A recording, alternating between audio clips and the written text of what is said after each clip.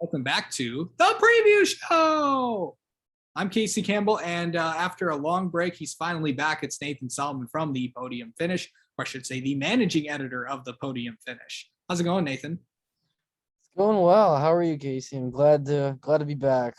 It is. I know you've been busy with the day job and also being the managing editor of the Podium Finish, as well as the co-host of TPF Live. Lots of fun stuff, and you're going to be back to the track very soon. And actually, you were just at the track covering IMSA. How was that? Yeah, it was good. It was really cool to kind of check out a new series and kind of get immersed into covering a new series. Like obviously I'd watched IMSA on TV and everything, but I'd never been at the track to experience an IMSA race. So it's cool to check that out. And I got a couple really cool stories to write. I was really glad that I was able to cover Robert Wickens' first win there. That was super awesome in the Michelin Pilot race. And I was super happy with the article I wrote after that one. So yeah, really, really good weekend. But I will say this: I am very excited to get back to the NASCAR track here in a couple weeks. I know this. We'll get into all the stuff later, but being there for that, and after all that he's been through, and with I know since his IndyCar wreck at Pocono, what was that like to see from there, and what was it like being a part of that and being there for that? Yeah, that was really cool. That finish was really intense because I forgot who he's battling. Well, Wickens got the first stint. So he was outside of he was watching the second half. So I think his name was Mark Wilkins. He was the other driver in the car, and I mean him and a couple other cars, they were going at it for the lead there, and Wilkins he did a heck of a job trying to defend off and winning that race. And then after the race is over, the media center, if you're not familiar with Watkins Glen, kind of overlooks Victory Lane, and it's a big media center, and they have this big porch on the back. So I went down, and in the Michelin Pilot race, they have two classes. They have Grand Sport and Touring Car, and oh geez, it's bad. I forgot which one's technically the superior class, but Wickens was in the lower class, so they had their Victory Lane kind of outside of the normal area. So I went down there, and just seeing all the emotion was really cool, and just on how happy, just genuinely happy everyone was. And Bill Auberlen, he won the race overall, and he said something, just what he said in the media center after the race was so cool. Like man, how can he not love that? That's just so awesome. That's so badass. So that's really cool. Yeah. Bill Auberlen was on this channel just a few months ago, of course, from Turner Motorsport, one of the best, Mr. IMSA, as people like to call him, one of the best personalities in the garage area. And also you got to experience the 6 hours at the Glen, 5 different types of classes, from DPI to LMP2 to LMP3 to GTD Pro to GTD, some intense racing, including a lightning hold.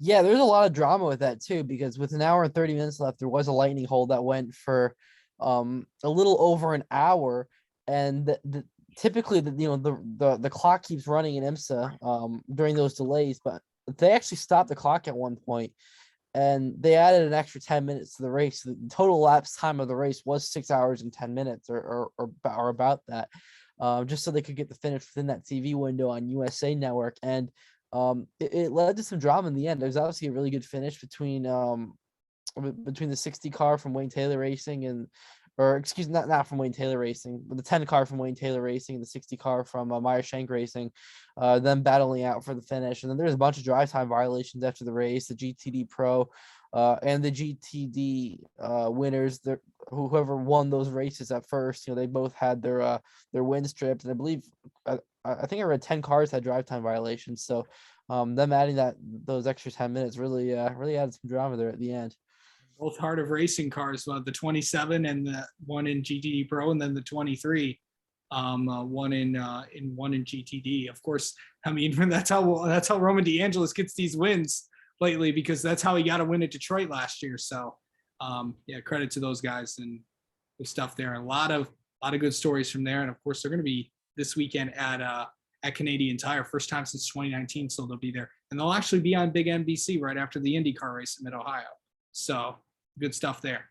Let's go over to, but of course, NASCAR is going to be back this weekend as well at Road America. Lots of stuff to talk about during Nashville.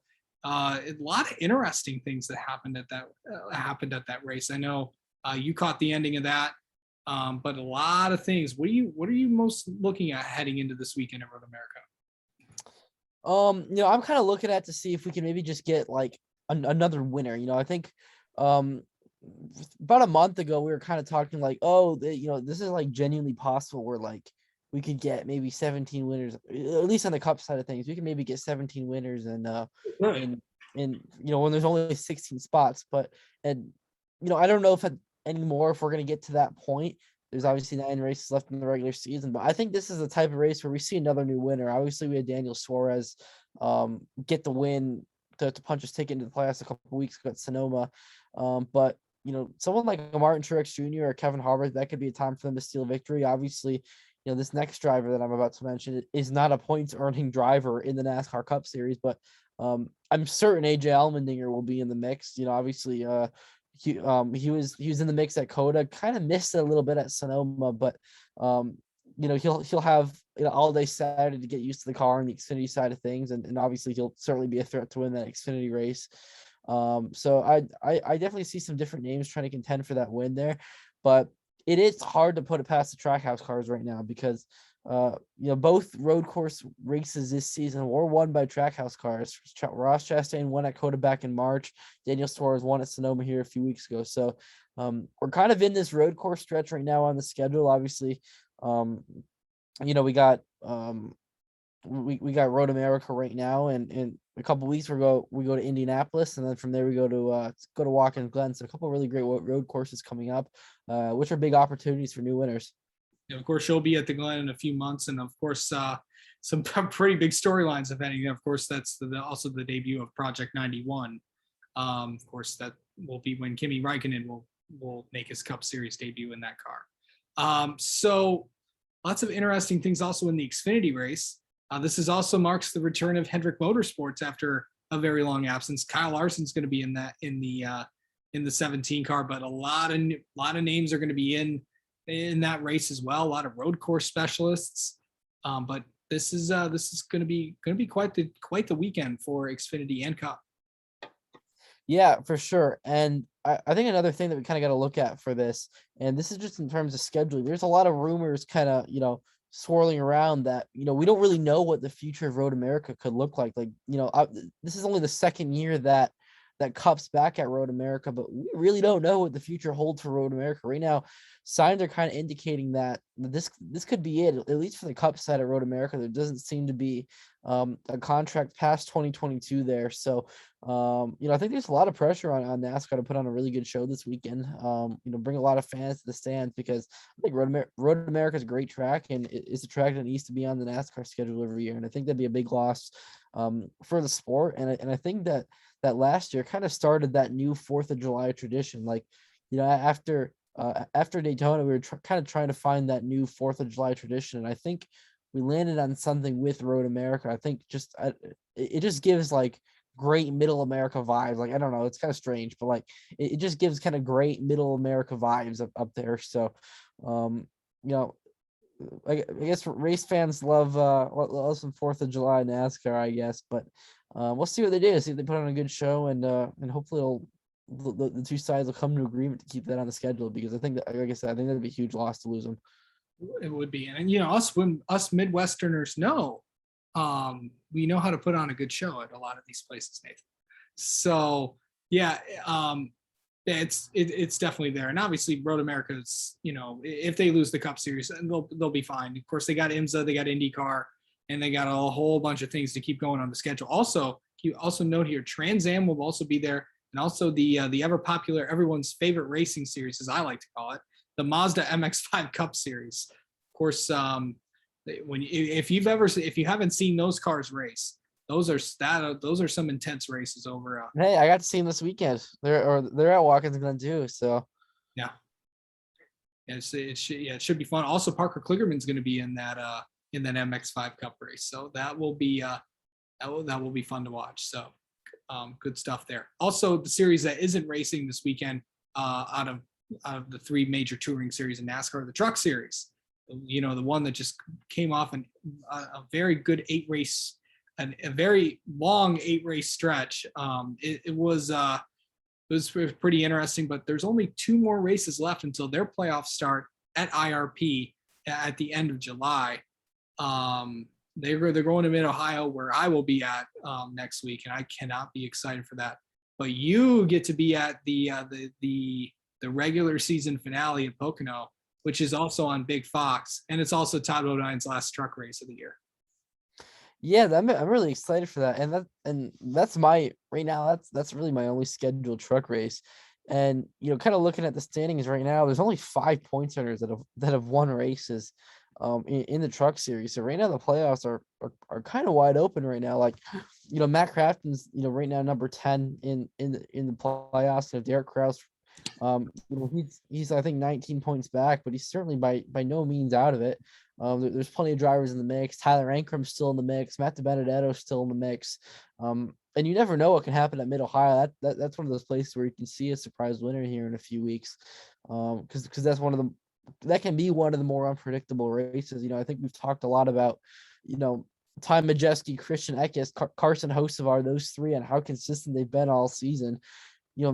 All 3 of them, they're by no means locked into the playoffs. I mean, they're pretty good. They're in pretty good shape, but especially Eckes and Hocevar, they're if they have a couple bad races here, they could be in jeopardy of missing the playoffs if if they get a couple of surprise winners there, or if Kraus or Ankrum or someone like that, puts together 2 really good races. So definitely I've had a lot of fun storylines in trucks this year. Like, I think last year there's a lot more negative storylines, and I don't know, maybe it's just me because of the whole aggression level thing. I think it's gotten reeled back a little bit this year, and I think in this 8-week stretch, I think you and me both thought maybe by the end of this stretch, some of these guys just kind of snap a little bit, and we'd see a lot of chaos. But for the most part, we saw pretty good racing in this 8-week stretch, and we didn't see a lot of really bad moments, kind of like what we got down the stretch last year. At places like Martinsville and everything. So was pleasantly surprised by this truck series stretch. Kind of sucks to think, oh, we only have 9 more truck races this year in the next 19 weeks. But obviously Fox, there's a reason why they front load the schedule. So they should put on a good show the next couple of weeks. Like I said, excited to get to Pocono, and that'll be my 2nd year in a row actually covering the truck series finale. So that'll be cool. It'll be quite the show there. Of course, you got guys like, and here's another thing though.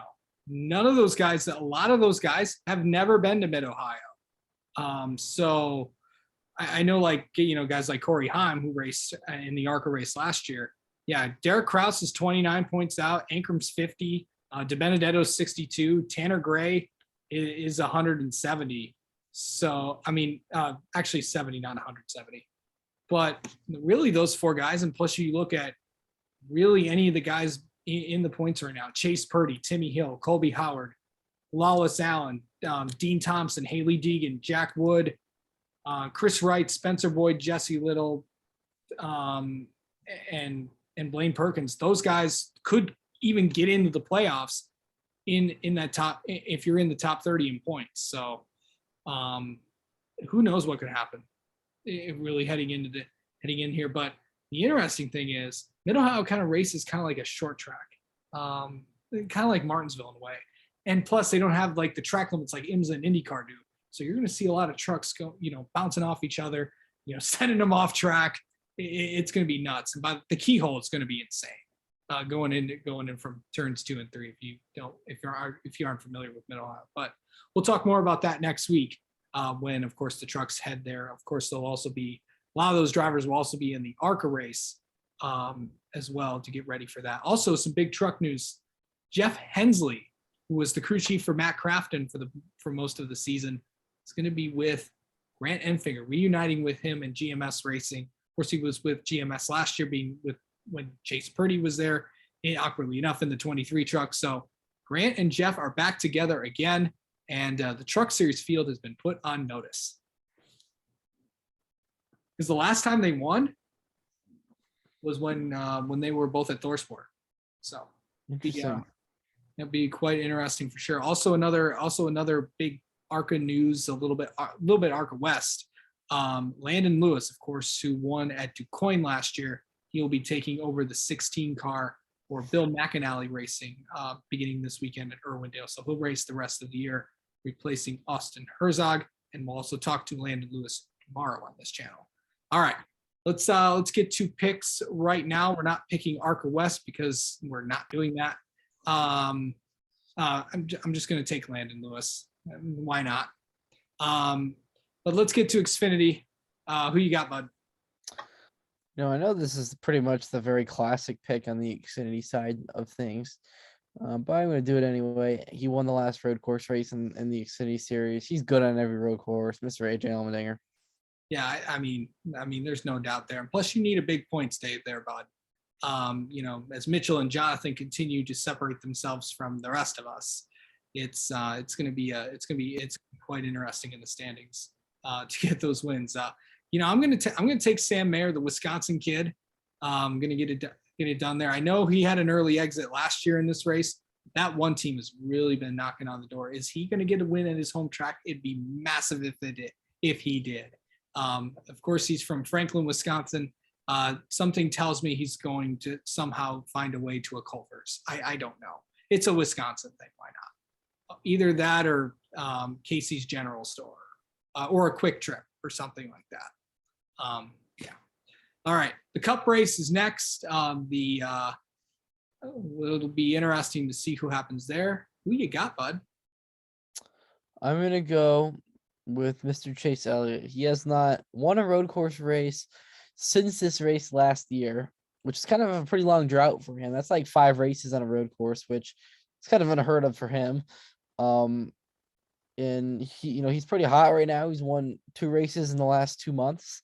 He's the points leader right now. So quietly putting together a really good season. I think he'll be the first 3 wins here in the Cup Series, and he'll go the first back-to-back winner as well in the NASCAR Next Gen era. So we'll go with Chase Elliott. Yeah, for sure.